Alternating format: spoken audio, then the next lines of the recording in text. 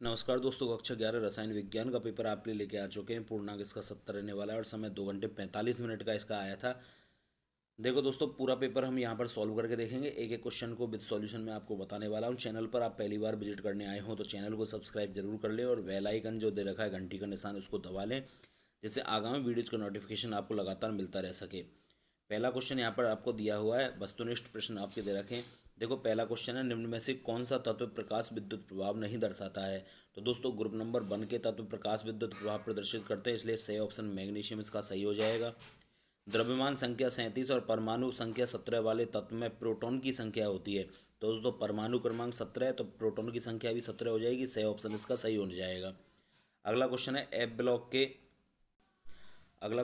F block के तत्वों में वर्ग संख्या है। तो दोस्तों एफ ब्लॉक के जो तत्व होते हैं वो वर्ग संख्या 3 के अंतर्गत आते हैं, इसमें वे ऑप्शन आपका सही हो जाएगा।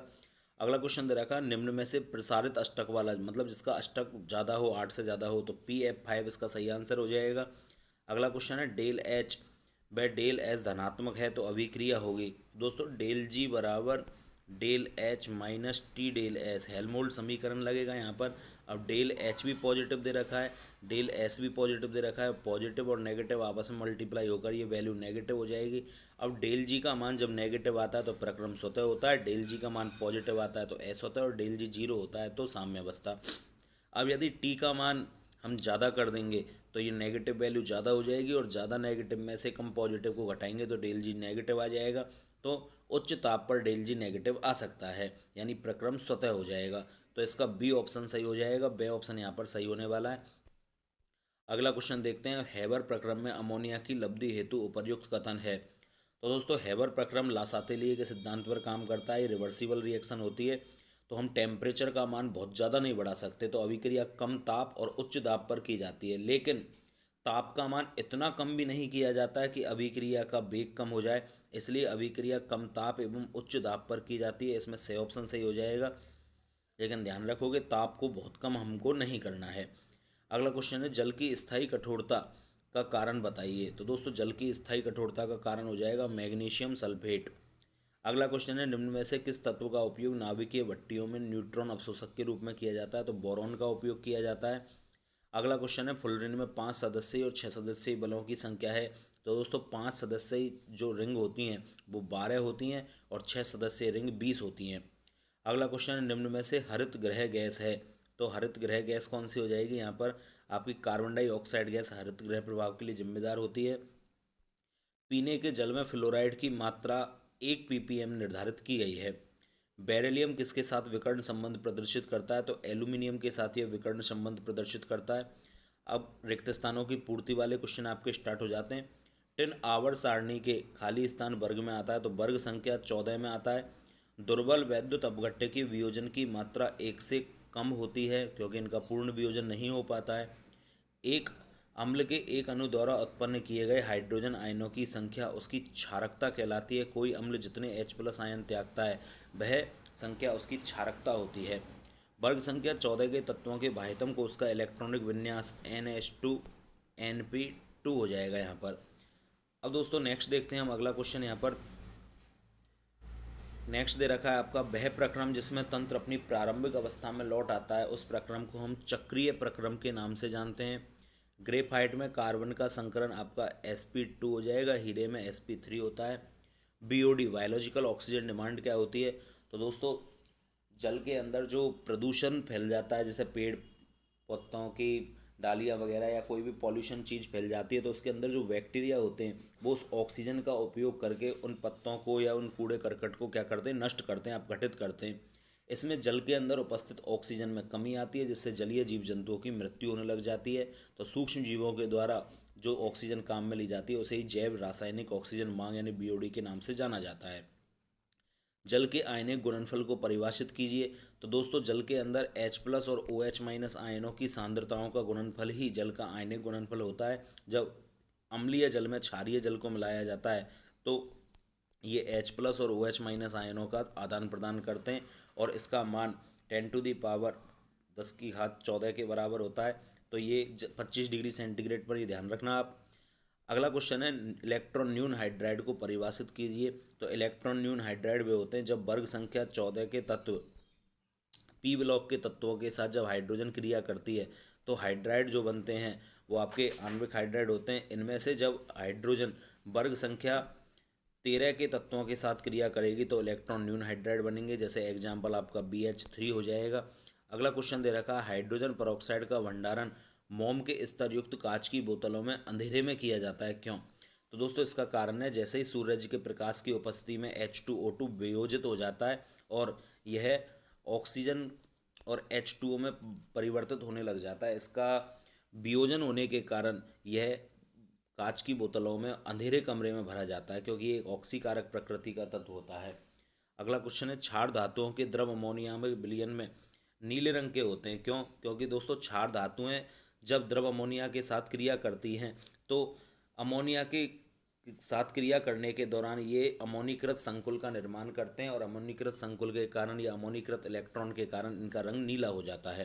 प्रभावी नाभिकीय आवेश क्या होता है?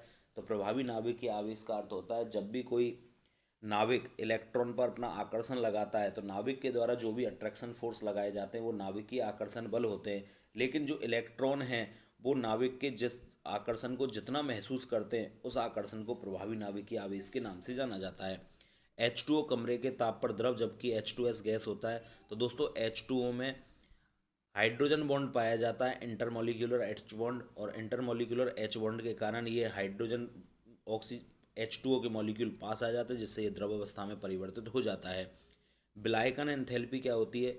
जब एक मोल विलेय पदार्थ को विलयन के अंदर डाला जाता है तो एंथैल्पी परिवर्तन को विलयन एंथैल्पी कहते हैं, तथा जब विलेय के अणुओं को विलायक के अणु चारों ओर से कवर अप कर लेते हैं तो उस दौरान होने वाला एंथैल्पी परिवर्तन विलायकन एंथैल्पी होता है। विद्युत रासायनिक श्रेणी किसे कहते हैं?